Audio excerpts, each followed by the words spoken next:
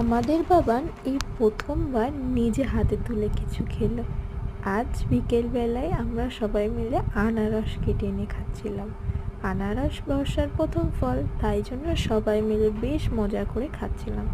ওকে অবশ্য দেয়া হয় না, কারণ ও এখনো দুধ খায় তাই।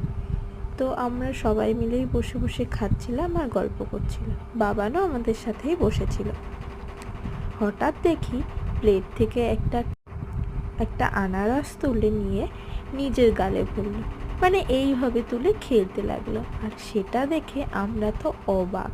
ওনা কখনো কিছু গালে তুলে খায় না, এইভাবে হাত দিয়ে তুলে যাই হাতে দেওয়া হয় হয় ফেলে দেয় বা সেটা নিয়ে খেলা করে, গালে দেয় না।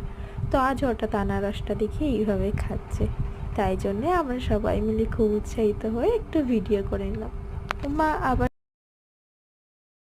ওমা আবার দেখি গাল থেকে ফেলেও দিচ্ছে বেশি হয়ে।